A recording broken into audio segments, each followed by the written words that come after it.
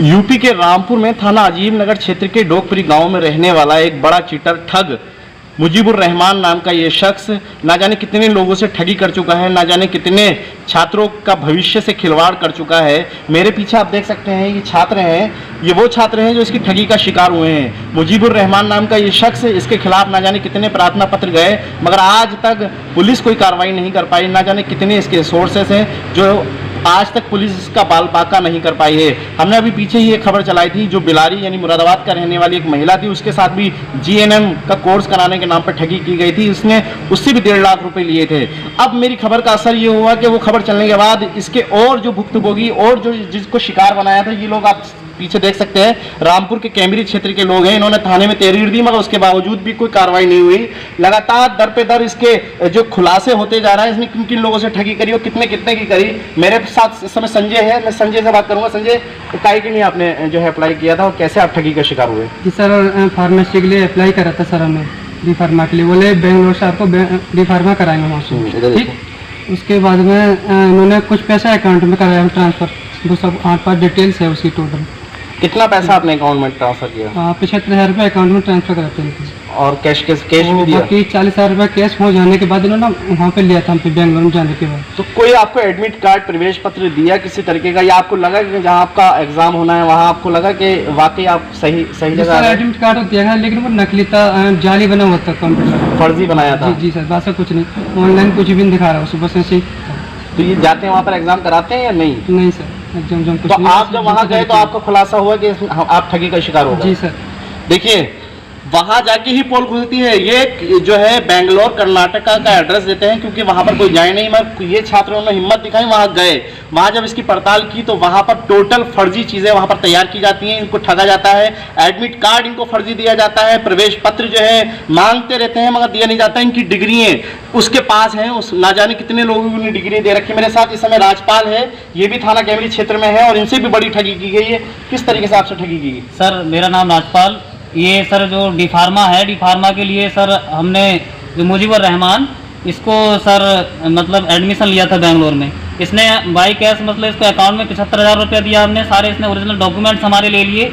हमने इसको कॉल किया, ये मतलब बार बार ये कहता रहता है अभी डेट नहीं आई, अभी ये नहीं हुआ वो नहीं हुआ। धीरे धीरे इसने हमसे फ़ोन पे ही बात करना बंद कर दिया। साहब हम बुरी तरह से पीड़ित हैं, इसने हमारे भविष्य से बहुत बुरी तरह खिलवाड़ किया है। हमने सर पैसा जहाँ तहाँ से इकट्ठा करके मतलब इसको दिया है और इसने हमारे भविष्य में मतलब पूरी तरह एक बिगड़ डाल दिया है। ना ही हम कोई फॉर्म वगैरह अप्लाई कर पाते हैं, ना ही कुछ, क्योंकि इसने हमारे सारे ओरिजिनल डॉक्यूमेंट भी जब्त कर रखे हैं। और हम बार बार इससे कहते हैं, कभी कहता है कि डेट आ जाएगी बता दूंगा, कभी कहता है कि अभी कुछ नहीं हो रहा है, अभी ये ऐसा है वैसा है, बस ये कह के हमको टालता रहता है, बना के देता है। तो सर इसने जो हमें वहाँ बुलाया है, मतलब हम गए थे, इनने का एग्जाम है 24 से हम गए थे, इनने हमें मतलब हॉल टिकट एक दिया था, गुमराह किया और हॉल टिकट दिया, उसको देने के बाद फिर हमसे ले लिया।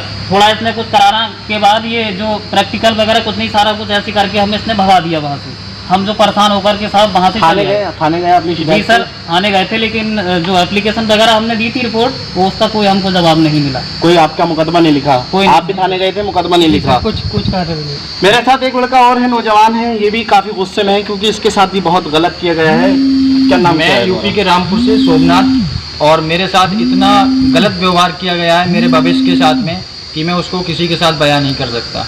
3 साल से मेरे ओरिजिनल डॉक्यूमेंट जब्त कर लिए गए हैं और मेरा 1 लाख रुपए जो कैश था वो भी उन्होंने अपने पास, मैंने कुछ अकाउंट में दिया और कुछ उनको वहाँ पे जाके उनके बाय हैंड कैश दिया था। आपको किस तरीके का लालच दिया था? मुझको इस तरीके का लालच दिया था कि कम से कम पैसे में करा देंगे, मगर मैं एक मेहनत मजदूरी करने वाला बंदा, मैंने कहा ठीक है कम खर्चा आ रहा है तो मैं चला जाता हूँ, ठीक है। उस कारण मेरी नौकरी भी छूट चुकी थी क्योंकि जब मैं वहाँ पेपर देने गया और मेरे साथ इतना गलत व्यवहार किया, मुझसे 10,000 रुपये कमरे के जमा करा लिए, वहाँ खाना वाना कुछ नहीं। और मैंने उनसे कहा खाने की, कह रहा है चुपचाप जो मिल रहा है खा लो, ठीक है, घर जाना है या नहीं जाना है, ठीक है। और मुझे काफ़ी धमकियाँ देते रहे। मैंने उनसे एडमिट कार्ड मांगा तो एडमिट कार्ड के लिए बोले अभी कोई पेपर की डेट नहीं है, कल तक मिल जाएगा, ठीक है, कॉलेज पहुँचो। कॉलेज का एड्रेस दे दिया, वहाँ पहुँचा, ना सूची में नाम था और ना ही मेरा कुछ था। जब मैं कॉलेज में पहुँचा तो वहाँ पर जब परीक्षा चालू हो गई तो मैंने वहाँ के प्रिंसिपल से बात करी। बात करने के बाद में तत्काल उन्होंने कहा इनके लिए बाहर करो, इनका ना कोई एडमिशन है ना रजिस्ट्रेशन है। उसके बाद में मैंने इनको फ़ोन किया, ये आए, इन्होंने मुझे गाली गलौज चालू कर दी और मेरे भविष्य के साथ इतनी बड़ी खिलवाड़ की है। तो मैं सीधे सीधे क्या बयां करूं आपसे। कितने लोगों से ठगी करी होगी इसने? यूपी का सबसे बड़ा क्राइम नेट है देखा जाए तो। वहाँ वो बच्चे थे मैंने देखा था उस कंडीशन के जिनके माँ बाप जूता और चप्पल गांठते हैं और भट्टों पे मेहनत मजदूरी करके उन्होंने अपने बच्चे भेजे थे और उनके साथ इतनी बड़ी बदसलूकी और खिलवाड़ करते हैं। क्या चाहते हो आप इसमें? मैं ये चाहता हूँ कि मुझे न्याय मिले, मेरे ओरिजिनल डॉक्यूमेंट्स हैं, ना ही मैं मेरा भविष्य बहुत बड़ा खिलवाड़ किया, मैं कुछ बयां नहीं कर सकता कि मैं कुछ नहीं चाहता, मेरे पैसे वापस करा दिए जाएं, जो भी मेरा अमाउंट मैंने दिया है, और मेरे डॉक्यूमेंट्स ओरिजिनल 3 साल से इनके पास फंसे हुए हैं और इनको तत्काल इन पर कार्रवाई करके प्रशासन, मुख्यमंत्री योगी आदित्यनाथ जी से मैं हाथ जोड़ के पुनः निवेदन करता हूं कि ऐसे फर्जीवाड़े को तत्काल यूपी में रोक लगा दी जाए और इनको सख्त सख्त कार्रवाई करने के बाद में इनको जल्द से जल्द जेल में कर दिया जाए। आप बताओ क्या कहना चाहोगे? योगी जी से आपने गुहार लगाई, आपने पुलिस के अधिकारियों से गुहार लगाई। जी जी माननीय मुख्यमंत्री जी, हम जो चाहते हैं कि हमारे साथ न्याय हो साहब, हमारे ओरिजिनल डॉक्यूमेंट्स और प्लस हमारा पैसा हमें दिया जाए। देखिए योगी जी, ये आपके ही छात्र हैं जिनके लिए आप भविष्य की बड़ी कामना करते हैं और आपके ही जो है विभाग के लोग कोई एक्शन नहीं ले रहे हैं। आपकी ही पुलिस अगर एक्शन लेती तो आज ये ठगी का शिकार नहीं होते।